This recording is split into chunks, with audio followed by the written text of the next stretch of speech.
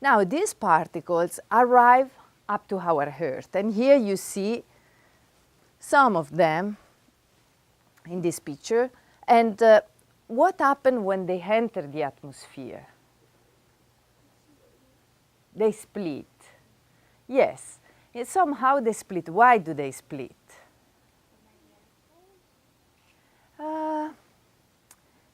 It's not really the reason why they split. The magnetic poles make them go in different directions. So they might go more at the poles because they're attracted by the magnetic field. And that's why we see the auroras in the aurora borealis and aurora australis. It's just because the atmosphere, it slows it down and then the force of it breaks it. Yeah, somehow it's the effect of the atmosphere. So the atmosphere, you have to think that is like a wall of 1 meter thick, of water. And so you have to imagine that it's much more dense. They move from a material where it is almost empty to something that is much more denser. So we have lots and lots of particles. We have oxygen, nitrogen, all the elements that compose our atmosphere. So these particles, when arrive, it does like when you play pool. Do you play pool? Have you ever played pool? Not yet? Yes, say the truth. Yes, okay. So you see, when you kick the white ball and it goes into the other balls, it spread all of them around, right? And here is the same. If you look at it, it's exactly the same. So they have all these particles with less energy than the original one, but they get accelerated because of the kick of the cosmic ray. So they generate what is called a shower of particles. And the more you are up in the atmosphere, the more particles you are able to see. The more you go down, and at the sea level, the less particles are able to reach the sea level, because some of them get absorbed by the atmosphere. Not all of them get accelerated to be able to reach the sea level. So where are you going to get more particles? Here, or if you go up in the Mauna Kea? Sorry for my accent, Mauna Kea. No. But you are perfectly right and correct. Very good. Very good. Here is another view of the air shower. If you are on the ground and you look at the air shower from the ground and you see all these tiny little houses, these are detectors that are measuring these particles. So that from measuring all these particles, we can assess what was the original particle at the beginning, the energy of this original particle at the beginning. So we put all these little houses where? Up, right, in the mountains, because we want to get as many as possible. And then these showers are super big. Depending on the energy of the cosmic rays, are very big. Imagine that the detector that is called Pierre Auger detector and is in La Pampa. Do you know where is La Pampa? No? No. Argentina. Olé. So in La Pampa, Argentina, we have Pierre Auger Observatory that is 2 times the dimension of Oahu, of the entire island of Oahu. So it's a huge detector. Then there are cows hanging around because, you just need to have detectors here and there. So you can have your normal life and the detectors just take data without taking care of what's going on around them.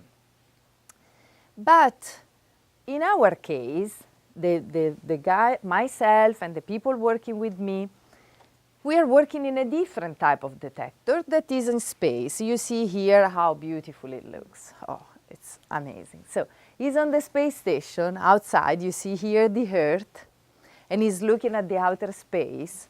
And so I ask you now a question. Why do we, since we can measure these particles also on ground, why they need to go to space? Let us answer also. Yeah.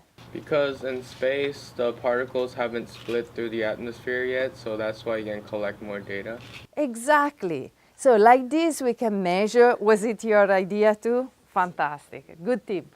So it's because in this way, you can measure the particle before it enters the atmosphere, so you can get the original particle. Because you know, it's like when we say before about playing pool, it was the white one who kicked all the other ones. But if you are down there, you see all the other colors. Do you really measure the white one? No. But if you go to space, so at the top of the atmosphere, you can measure the white one, so the real particle, and you can understand if it was a proton, a carbon, or helium, or whatever, or something new. Who knows? We are in space, open-minded to discover new things. So here is the location of AMS. You see it's in the external RAS of the space station. The space station is, how big is this?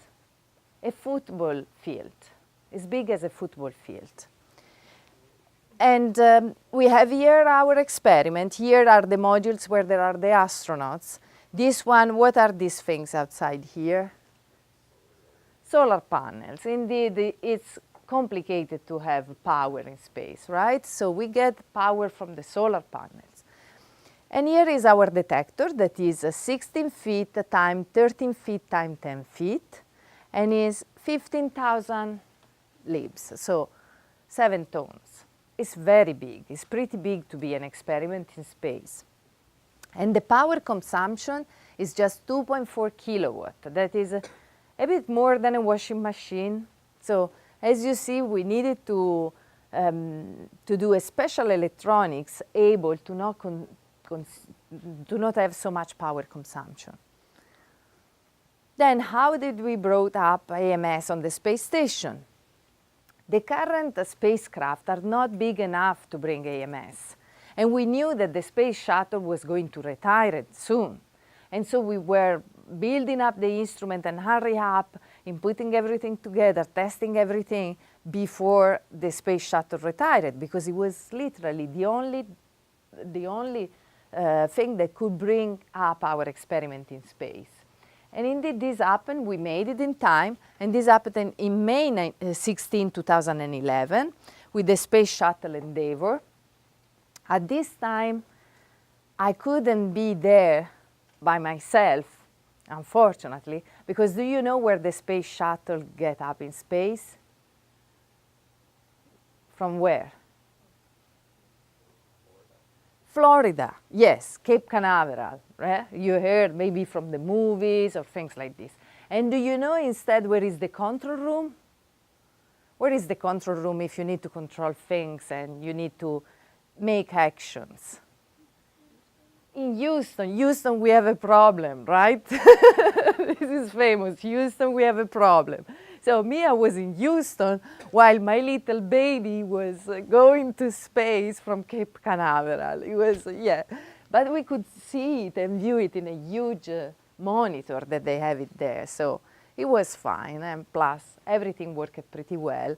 And here you see our experiment installed, and with 2 astronauts, you see, hanging around, putting together things. And we start taking data after a few hours that we were there. You can imagine that we were so stressed out. Oh my God, is it going to work? Is it going to fail? We spent so much time and effort in this detector, but it worked well.